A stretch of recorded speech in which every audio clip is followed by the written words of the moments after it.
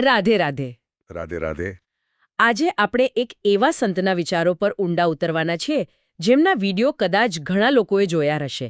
પ્રેમાનંદજી મહારાજ. હા, બિલકુલ. ગુજરાતીTV.com પર સેવક માધવ જસાપરા દ્વારા એમના એક સત્સંગનો બહુ જ સરસ સાર રજૂ કરવામાં આવ્યો છે. અને એમાંથી કેટલીક એવી વાતો મળી છે જે આપણા આમ જુઓ તો રોજિંદા જીવન અને આધ્યાત્મિક મૂંઝવણોને સીધી સ્પર્શે છે. બરાબર. આપણી આ ચર્ચાનો મુખ્ય હેતુ એ સમજવાનો છે કે આજના આ ભાગદોડવાળા જીવનમાં જ્યાં ચારે બાજુ આટલા બધા મોહ અને આકર્ષણો છે ત્યાં ભગવાન માટે સાચો પ્રેમ, એક સાચી લગન એ કેવી રીતે કેળવવી. અને આ સમજવા માટે મને લાગે છે કે મહારાષ્ટ્રીના ઉપદેશો તો છે જ, પણ સાથે સાથે એમના પોતાના જીવનની જે યાત્રા છે, હા, એ અદ્ભુત યાત્રા. એ યાત્રા જોવી બહુ જ જરૂરી છે. કેવી રીતે એક જ્ઞાની પણ કઠોર હૃદયના સંન્યાસી પ્રેમના સાગરમાં ડૂબી ગયા. અને આ ચર્ચાની શરૂઆત જ એક બહુ મૂળભૂત પ્રશ્નથી થાય છે, જે ઓડિશાને એક ભક્ત વિશ્વજીતજીએ પૂછ્યો હતો. હા, એમનો પ્રશ્ન એ જ હતો જે કદાચ આપણા બધાના મનમાં ક્યાંક ને ક્યાંક હોય છે. શું હતું એ પ્રશ્ન? કે મહારાજશ્રી, સંસારમાં રહીને આ બધાની વચ્ચે ભગવાનમાં આસક્તિ કેવી રીતે વધારવી? અને મહારાજજીનો જવાબ આમ પહેલી નજરે તો બહુ જ સરળ લાગે. હા. એ કહે છે, વારંવાર ભગવાનની કથા સાંભળો અને એમના ભક્તોના ચરિત્ર સાંભળો. બસ આ બે વસ્તુ. હા, બસ આ બે વસ્તુ પકડી લો, ભગવાનનું નામ અને ભગવાન ભક્તોના ચરિત્ર. પણ અહીંયા મને એક પ્રશ્ન થાય છે, શું આટલું જ પૂરતું છે? શું માત્ર વાર્તાઓ સાંભળવાથી હૃદય પરિવર્તન થઈ શકે? જુઓ, આ વાત બહુ ઊંડી છે. અહીંયા વાત માત્ર માહિતી કે જ્ઞાનની નથી, પણ એક વાતાવરણની છે. વાતાવરણ. હા. મહારાજજી કહી રહ્યા છે કે આપણું હૃદય એક જમીન જેવું છે. તમે તેમાં જે વાવશો તે જ ઉગશે. બરાબર. જ્યારે આપણે સતત સંસારની વાતો, ચિંતાઓ, ભોગવિલાસના વિચારોનું સિંચન કરીએ છીએ તો હૃદયમાં એ જ ઉગે છે. સાચી વાત. ભગવાનની કથા સાંભળવી એ જમીનમાં પ્રેમ અને શ્રદ્ધાના બીજ રોપવા જેવું છે. એ બુદ્ધિને બાયપાસ કરીને સીધું ભાવ પર, હૃદય પર અસર કરે છે. એટલે કે આ કોઈ બૌદ્ધિક કસરત નથી. બિલકુલ નહીં. આ તો હૃદયને ભીંજોવાની પ્રક્રિયા છે. મહારાજજી તો ત્યાં સુધી કહે છે કે કથામાં એવી શક્તિ છે કે તે મહામોહ એટલે કે સૌથી મોટા ભ્રમનો પણ નાશ કરી શકે છે. અને તમે જ્યારે કહ્યું ને કે બુદ્ધિને બાયપાસ કરવાની વાત છે, ત્યારે મને લાગે છે કે મહારાજજીનું પોતાનું જીવન આનું સૌથી મોટું ઉદાહરણ છે. બિલકુલ. એમની પોતાની યાત્રા આ સિદ્ધાંતને જીવંત કરી બતાવે છે. એ પોતે કહે છે કે સંન્યાસ માર્ગ પર હોવાને કારણે એમનું હૃદય પથ્થર જેવું હતું. કઠોર અને શુષ્ક. હા. વિચારો, 13 વર્ષની નાની ઉંમરે ઘર છોડી દીધું. 13 વર્ષે? કોઈના પ્રત્યે મમતા નહીં, ન શરીરની પરવા, ન ભોજનની. એ તો જ્ઞાન માર્ગના સાધક હતા. અહમ બ્રહ્માસ્મિના ઉપાસક. બરાબર. એક મિનિટ, આ વાત મને બહુ નવાઈ પમાડે છે. અહમ બ્રહ્માસ્મિ એટલે કે હું જ બ્રહ્મ છું. આ ભાવ કેવો હશે? આજના સામાન્ય માણસ માટે આ સમજવું થોડું અઘરું છે. અને આમ સમજી શકાય. અહમ બ્રહ્માસ્મિ એટલે જાણે કે હું જ સમુદ્ર છું એવો ભાવ. ઓહ. જ્યાં વ્યક્તિત્વ, નામ, રૂપ બધું ઓગળી જાય છે અને માત્ર શુદ્ધ ચેતના જ રહે છે. અને ભક્તિ માર્ગ? જ્યારે ભક્તિ માર્ગનો ભાવ છે દાસોહમ, એટલે કે હું સમુદ્રની એક લહેર છું, મારું અસ્તિત્વ સમુદ્રથી જ છે. વાહ, કેટલો મોટો તફાવત છે. બહુ મોટો. એકમાં હું કેન્દ્રમાં છે, સર્વસ્વ છે. બીજામાં હું એ મોટા અસ્તિત્વનો એક પ્રેમાળ ભાગ માત્ર છે. તો જ્ઞાન માર્ગના આ શિખર પરથી ભક્તિના શરણાગતિ ભાવમાં આવવું એ કોઈ સામાન્ય પરિવર્તન નથી. તો પછી એવો કઠોર જ્ઞાનમાર્ગી જે હું જ બ્રહ્મ છુંમાં માનતો હોય એ રાસલીલા જેવી ભાવનાત્મક વસ્તુથી કેવી રીતે પીગળી શકે? અને અહીં જ કથાની શક્તિનો પુરાવો મળે છે. વારાણસીમાં જ્યારે એ હતા ત્યારે શરૂઆતમાં એમને રાસલીલા જોવામાં કોઈ જ રસ નહોતો. એમને બધું નાટક લાગતું હશે. હા, બિલકુલ. પણ કોઈના આગ્રહથી ગયા અને ત્યાં એમણે શ્રી ચૈતન્ય મહાપ્રભુની લીલા જોઈ અને બસ ચમત્કાર થયો. હા. એ કહે છે કે માત્ર 1 મહિનામાં એમનું પથ્થર જેવું હૃદય પીગળી ગયું. 1 મહિનામાં? એમના પોતાના શબ્દો છે, મને લાગ્યું કે હવે હું લીલા વગર જીવી નહીં શકું. વાહ. એટલે જે ઉપાય એમણે વિશ્વજીતજીને બતાવ્યો એ જ ઉપાયે એમના પોતાના જીવનનું પરિવર્તન કર્યું હતું. બરાબર. આ કોઈ વાંચેલું જ્ઞાન નથી, પણ અનુભવેલી હકીકત છે. લીલા કથા એ જ એમને અખંડાનંદમાંથી પ્રેમાનંદ બનાવ્યા. એકદમ સાચું. તે સાબિત કરે છે કે હૃદયનું પરિવર્તન બૌદ્ધિક તર્ક વિતર્કથી નથી થતું, પણ દિવ્ય કથાના રસપાનથી થાય છે.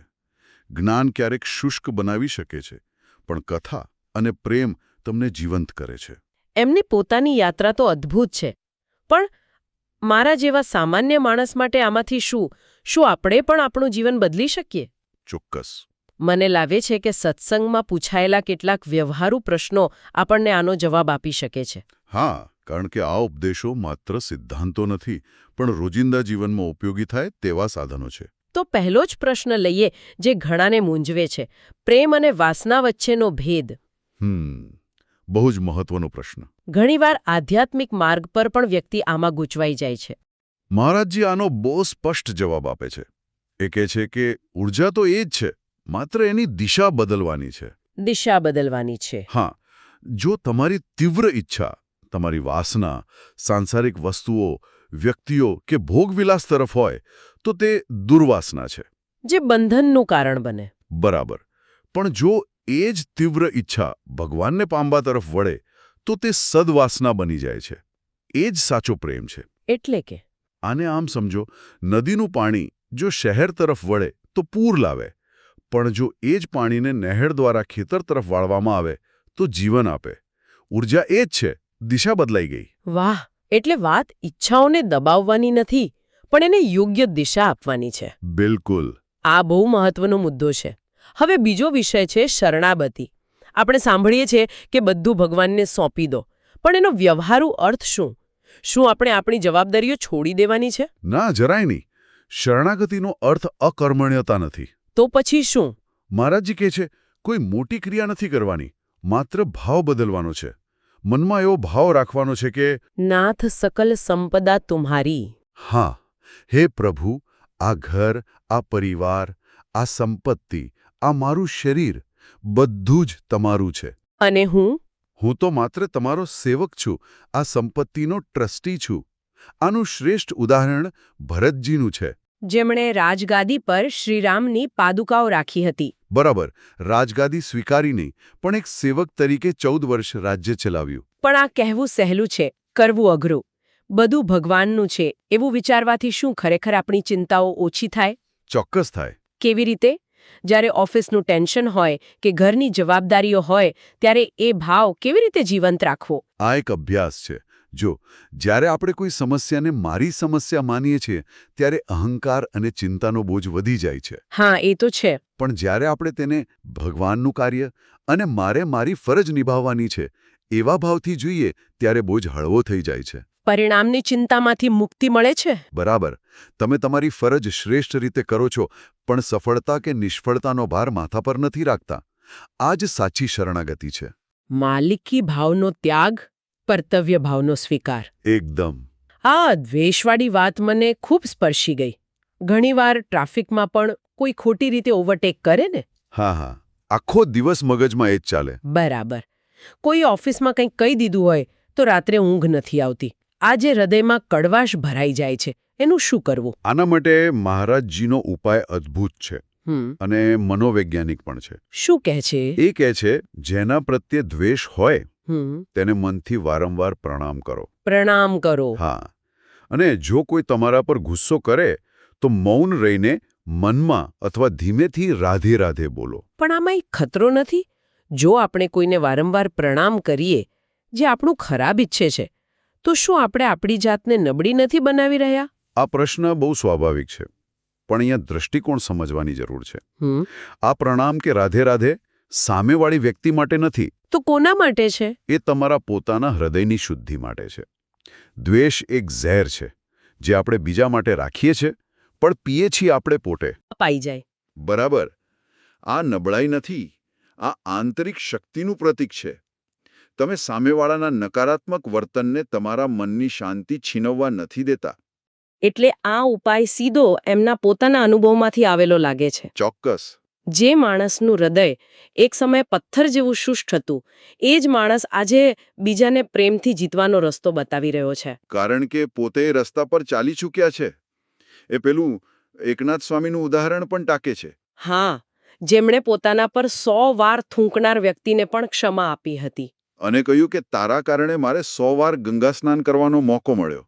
આ છે નકારાત્મકતાને સકારાત્મકતામાં પલટાવવાની કળા. અદ્ભુત. આ તો થઈ રોજિંદા જીવનની સમસ્યાઓ. પણ જેમને ભક્તિના શિખર પર પહોંચવું છે, પ્રેમ લક્ષણા ભક્તિ મેળવવી છે, એમના માટે કોઈ દિનચર્યા કે માર્ગદર્શિકા છે? હા, તેમણે 6 સ્પષ્ટ પગથિયા બતાવ્યા છે. એક સંપૂર્ણ રોડમેપ જેવો છે. શું છે એ પગથિયાં? પહેલું, ગુરુ કે આચાર્યનું શરણ લેવું. કારણ કે મનમાની સાધનાથી પ્રેમ નથી મળતો. દિશાહીન થવાનો ભય રહે છે. બરાબર. બીજું, અને કદાચ સૌથી કઠિન, અહંતા એટલે કે હું અને મમતા એટલે કે મારુંનો ત્યાગ.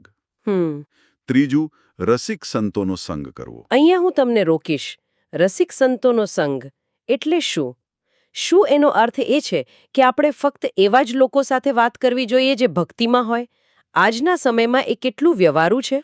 સારો પ્રશ્ન છે. સંગનો અર્થ માત્ર ભૌતિક રીતે સાથે રહેવું નથી. તો પછી?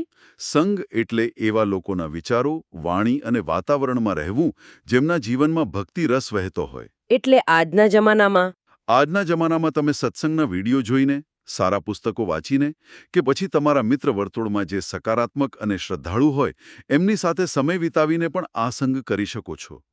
મુદ્દો એ છે કે તમારા વિચારોને સતત પોષણ મળતું રહે. બરાબર. અને બાકીના પગથિયાં? ચોથું, એકાંતમાં નામ સંકીર્તન કરવું. ભગવાનના નામ પર નાચવું, ગાવું, રડવું. મતલબ ભાવને વ્યક્ત થવા દેવો. પાંચમું, તીર્થસ્થાનમાં વાસ કરવો, જે કદાચ બધા માટે શક્ય ન હોય તો પોતાના ઘરને જ મંદિર જેવું પવિત્ર વાતાવરણ આપવું. અને છઠ્ઠું અને સૌથી અગત્યનું, જે આખી ચર્ચાને જોડે છે, વિદ્યા, ધન કે કુળના અભિમાનનો સંપૂર્ણ ત્યાગ.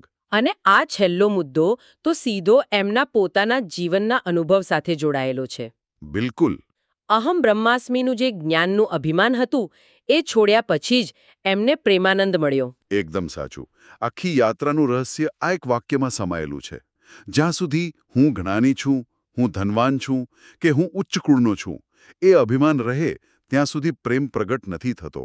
પ્રેમ તો નમ્રતાની ભૂમિ પર જ ખીલે છે. બરાબર. તો આજની આ ઊંડી ચર્ચાનો સાર એ જ છે કે જ્ઞાનના શુષ્ક પહાડ પરથી પ્રેમના વહેતા ઝરણા સુધી પહોંચવાની યાત્રા કઠિન છે પણ અશક્ય નથી. અને તેનો રાજમાર્ગ છે કથાશ્રવણ. એ સાંભળવું જે બુદ્ધિને નહીં પણ સીધા હૃદયને સ્પર્શે. પ્રેમાનંદજી મહારાજનું જીવન એ વાતનો જીવંત પુરાવો છે.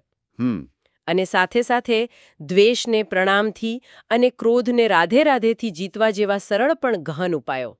એ માત્ર આધ્યાત્મિક સાધના નથી. ના, એ તો માનસિક શાંતિ અને સારા સંબંધો માટેના પણ ઉત્તમ સૂત્રો છે. સાચી વાત. અને આ સમગ્ર ચર્ચા એક મહત્વપૂર્ણ પ્રશ્ન ઊભો કરે છે, જે શ્રોતાઓએ વિચારવા જેવો છે. શું? મહારાજજી કહે છે કે ભક્તિ માટે વિદ્યા, ધન અને કુળના અભિમાનનો ત્યાગ જરૂરી છે. હા. આજના આધુનિક વિશ્વમાં જ્યાં આપણી ઓળખ, આપણું આત્મસન્માન બધું જ આ વસ્તુઓ પર આધારિત છે, આપણું શિક્ષણ શું છે, આપણી કારકિર્દી ક્યાં છે, આપણું કુટુંબ કોણ છે, બરાબર, ત્યારે દિવ્ય પ્રેમ જેવી અનુભૂતિ માટે આ બધું જ એક ક્ષણ માટે બાજુ પર મૂકવાનો સાચો અર્થ શું હોઈ શકે? એ અનુભવ કેવો હશે જ્યારે આપણી ઓળખ આપણી ઉપાધિઓ નહીં પણ માત્ર એક દાસ કે ભક્ત તરીકેની હોય? રાધે રાધે. જો આપને આ વાર્તાલાપ સારો લાગ્યો હોય તો આપના અભિપ્રાય કોમેન્ટમાં લખી અમને મોકલવાનું ચૂકશો નહીં અને gujaratitv.com ને લાઇક, મિત્રો સાથે શેર અને સબસ્ક્રાઇબ કરવાનું ચૂકશો નહીં. રાધે રાધે.